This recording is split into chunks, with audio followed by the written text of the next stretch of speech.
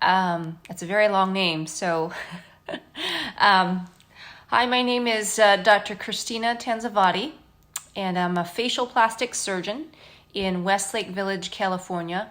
I started a little early. I'm just going to give you a little bit of background about me. Hi, Susan. So I'm a facial plastic surgeon in Westlake Village, California, and I specialize in, of course, the face. I do both cosmetic and reconstructive surgery, and I also do non-surgical procedures, but of course I love to operate. I love to be in the operating room. And today's topic is about what we can do as a more permanent option to address the lips. I know that's a very favorite topic. Everybody loves to have fuller lips, loves to have more defined lips. I think that craze started early on with Kylie Jenner and a lot of other Kardashians. So, hi there, Dr. Says. Thank you for joining. My name is Dr. Kristina Tansavatdi, and I'm a facial plastic surgeon in Westlake Village, California. Hi, Rafael. All right, so a little bit about, sure, Doctor Says, do you want to join in? Okay. This is my first time going on with somebody who just joined our group here, so let's see how this works. Hi, Sydney. Hi, Elijah. Doctor Says, I don't know if that dropped off. But anyway, so my name is Dr. Kristina Tansavatdi, and I'm a facial plastic surgeon in Westlake Village, California. I just came back from my office, so normally I'm not in scrubs. I'm actually usually at home. I like to change out of my scrubs, but I just came back from the office from seeing a post-operative patient. So that's why I'm in scrubs today. But typically that's not what I do. I don't wear scrubs around the house. All right, so a little bit about this topic. The topic is on how to achieve fuller lips through a more permanent option instead of using fillers. And so I have some questions people submitted ahead of time, and I'm going to go ahead and bring those up right now.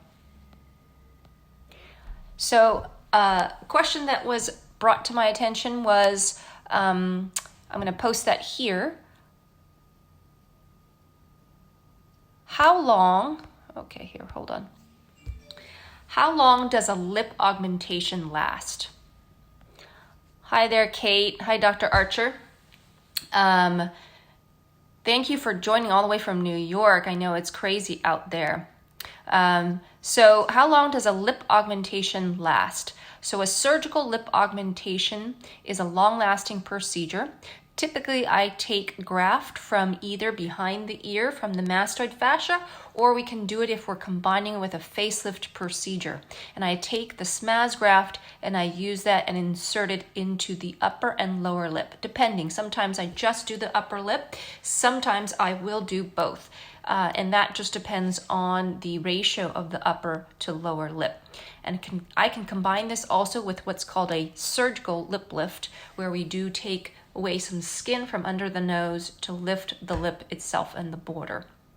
The length of time that a lip augmentation lasts really depends on every patient, but you can get a very good 10-year time frame from doing a lip augmentation. Now, it may need to be repeated because volume from our lips depletes with age, so it really depends on each patient. Hi, Sophie. All right, so again, introducing myself, I'm Dr. Kristina Tansavatdi, and I'm in Westlake Village, California. I have a practice here, and normally I am not in scrubs at home. I'm actually, hi, Allie. I'm usually in scrubs at work, but I just saw a post-operative patient today, and that's why I came home right away, and I'm here on live with you guys to answer your questions about surgical lip augmentation and surgical lip lift. All right, so that was question number one about how long does a lip augmentation last, and that is going to be varying for each person, but it typically lasts about 10 years or more. Hi, Sophie. So you're from Belgium. Thank you. Thank you so much for liking my videos. I also have a YouTube page at Faces by DRT1, so you could check out my videos there. Hi, Dr. Rob. Thank you for joining all the way from Atlanta. All right. So, second question I have here is, how would I know if I am a candidate for a lip lift? That's a pretty good question. So, this is hard for me to describe right over video because it really requires me to make measurements of patients' upper lip and their ratio of the upper lip to the lower lip. But usually what we try to describe is with the upper lip. So the lip lift is lifting the upper lip, not necessarily the lower lip. The lower lip we can roll out and forward through what we call the VY advancement, but that's not what I'm suggesting for the lip lift. The lip lift is regarding the upper lip, and that's in relation to the length of this upper lip compared to the volume or the height of the upper lip. So if that length gets longer, this nose to upper lip ratio compared to the upper lip distance here, then, and that's, visually you could see on anybody, if it looks like their upper lip's lengthening out and their upper lip looks really small and curled in, then they would be a good candidate for a lip lift. But other ways to measure is to take a ruler and to kind of figure out if this ratio here, this length compared to length all the way to the bottom of this upper lip, that distance, if it's greater than 2.5 to 1, then that is an indication for a lip lift. But there are all these other ways to do it. And subjectively, you could just assess, and then you can ask your surgeon whether you would be a good candidate. All right, so AC Bar asks, can the Kylie Jenner lips be achieved on the first visit? Well, what are we trying to achieve with Kylie Jenner lips? I guess with that, I would say it really depends on the patient. So Kylie Jenner's lips were huge. And I know there was a huge rage with using cups or something to suck on. And, that large of the lips have to take some time to get to. Otherwise, if you inject the lips too much, too quickly, you will get bumpiness. You can get bumpiness. You can get it overfilled. And so I typically want to recommend for my patients a slow, gradual process of increasing the volume in the lips so that it's not overdone. So it's a gradual process. But that's a good question, and it can't be, I don't like to achieve that on the first visit because it's doing my patient a disservice. All right, Jay Leds asks, when you put fillers on lips, do you normally just do either upper or lower only, or depends on what the patient needs, desired outcome are? So that's a good question. When somebody comes in to see me for lip injections, I usually go by what the person has a question about. So it's really important to know what they see with their lips, because everybody has a different ideal. So their ideal of what a good lip looks like to them and on their face. So do I normally do either the upper or lower? I will go by the patient's request. Some people have a good ratio of the upper to the lower lip. So that's a 1/3, 2/3 ratio in terms of the whole volume of the lip. That's usually the case that we look at. But if somebody has very nice full lips on the lower lip, but their upper lip is thin, then I will typically stick to just the upper lip. And then once we've added the upper lip to where they're happy, they may desire to have a little bit more to the lower lip to get a little bit of more volume. So that's what I usually do. If somebody doesn't have a clue when they come in, then that's the assessment I take a look at, is the ratio as well as its the symmetry with the rest of the face. It's balanced with the rest of the face, how big the lips are in this lower third of the face compared to the rest of the face, and then also the border of the lip. If it's losing volume, it doesn't have quite that roll, then we will also do that. So there's so many things that we can do with lip fillers, and that's one of the things I love doing. Sophie asks, is Botox good for everyone or not? So thank you, Sophie, for asking that question. Botox can be used for everyone. Well, shouldn't say that. Some people can have an allergic reaction to Botox, so I will not say it's good for. When we use statements like always or never, I think then you will find somebody who fits that bill. So I will say that most people can benefit from Botox. So I will say that to you, Sophie. So if you need a consultation, I'm happy to give you one if you want to know if it would be good for you. Birdie asks, how do you feel about Versa as a filler? I have not tried that yet. I know it's on the market, and at this point in time, I have a number of fillers that I enjoy using, but Versa is not a filler that I have used quite yet, and so I'm just going to leave it at that.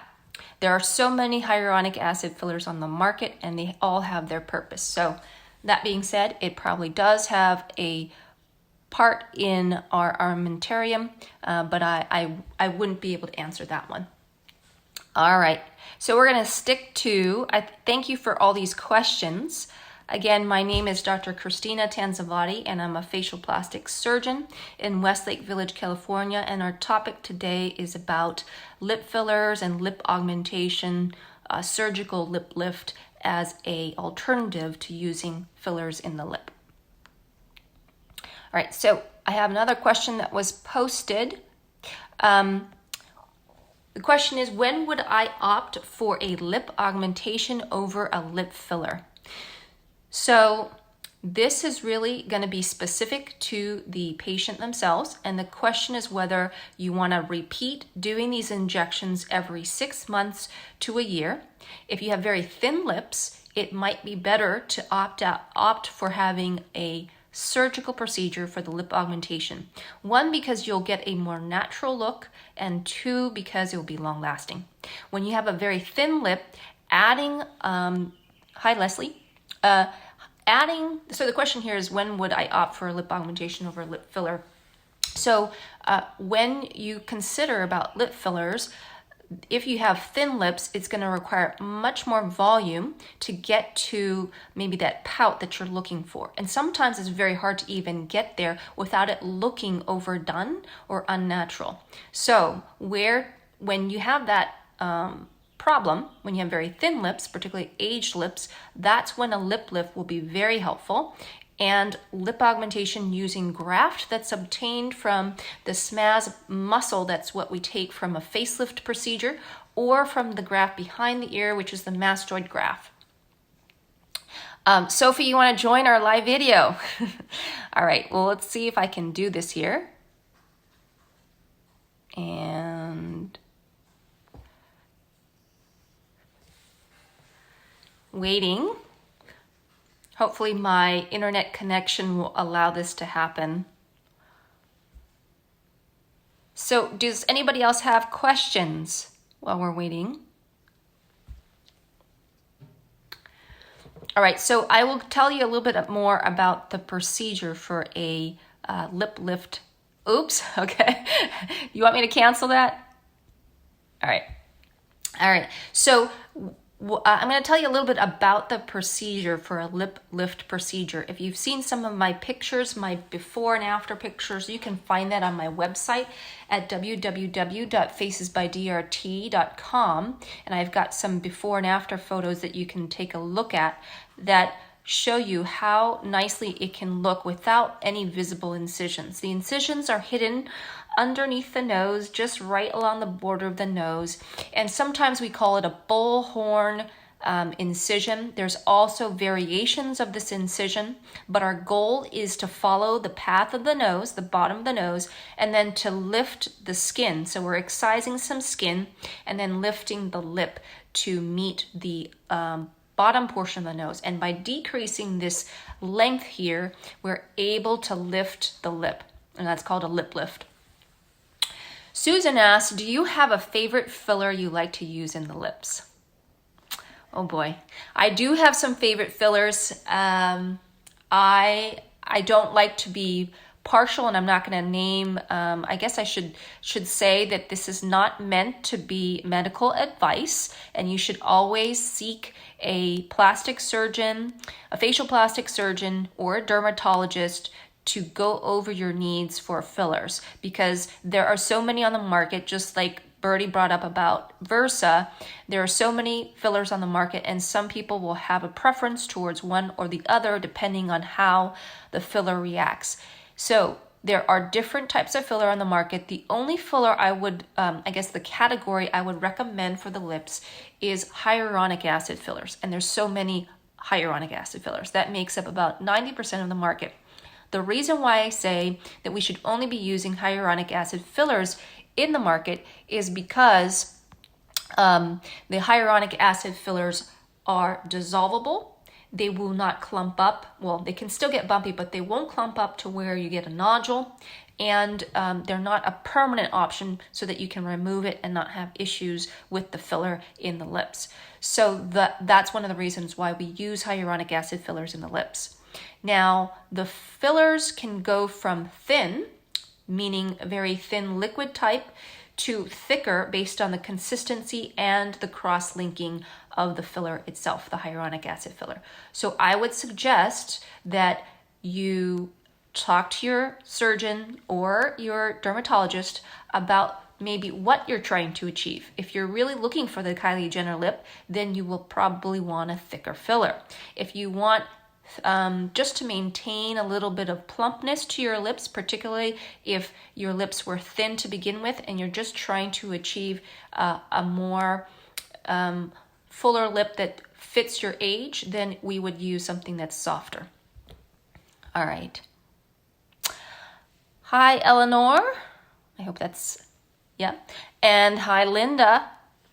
My name's Dr. Kristina Tansavatdi, and I'm a facial plastic surgeon in Westlake Village, California. And the topic we're talking about is lip fillers versus surgical lip augmentation or lip lift. So Jay Leds asks, are different allergic reactions to the different fillers, are different allergic reactions to the different fillers, or are all their base ingredients pretty similar? So the hyaluronic acid fillers, yes, that's the same base ingredient, which is hyaluronic acid, and it's cross-linked in different ways. So the base ingredient is still the same, and if you do have an allergic reaction, it doesn't matter the type of filler. If you have an allergic reaction to a hyaluronic acid filler, you could have another allergic reaction to a different brand of a hyaluronic acid filler. So that is called a delayed hypersensitivity reaction. And so a delayed hypersensitivity reaction can happen to any type of filler, regardless of whether it's hyaluronic acid either. So you could have it to a Radiesse, which is a calcium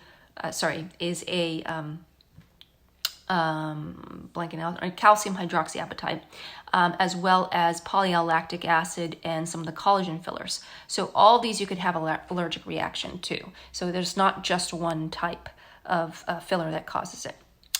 Are there different, Jay Leds is asking, are there different types of reactions, I guess? Or are you talking about, are there different hyaluronic acid fillers? I'm going to just go on to the next one. Dental Odontospa. Okay. So Dental, do you prefer cannula or syringe for lip fillers? I prefer syringe. I prefer the old-fashioned needle way. And the reason why is because I've had plenty of patients who've had cannula and don't like it because the amount of pain that they had. Hi, Yarrow. And so the question is, do you prefer cannula or syringe for lip fillers? I prefer using the old-fashioned needle, and because there's ways to topically numb the skin. When I use a cannula, then I prefer to do a block, which can be sometimes painful to do the block, plus you're going to be numb for a longer period of time. So you feel like you've been to the dentist. And I see that you may be in the dental field here, so that might be your preference to do it with the cannula. But I prefer to do it with the syringe, because one of the other things that you have as an advantage with the syringe is the precision that you get. With a cannula, you're gliding in a plane. And yes, you can be safer that you're not hitting a vessel. But if you are hitting a vessel, it's one, because you're pushing too hard, too fast, or you're there's one other reason would be you'd be in the wrong place. So you just have to be careful with either the cannula or the needle. And the cannula does not prevent you entering into a blood vessel. So, Susan asks, what is the recovery for surgical lip argument? So for surgical lip augmentation, I would think that with that question. So the recovery for a surgical lip augmentation, the recovery is typically about 2 weeks for a majority of the swelling. Most people can go back to, their normal activity. They can go back to working out. The only problem is that everybody's going to have their own time frame in terms of how long the swelling lasts. So it could be where their lips are looking really humongous and staying that way for more than the 2 weeks, and that's harder to cover.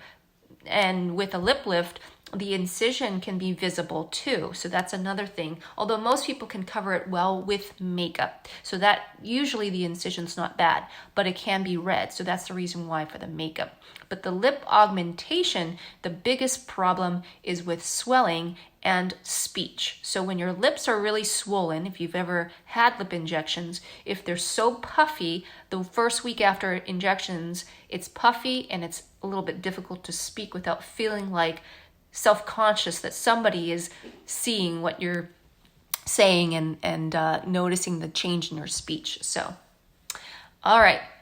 I am keeping it short and sweet because, one, I have to change out my scrubs. But two, this is National Doctors Day. So I just learned about that this morning. I didn't even know there was a National Doctors Day.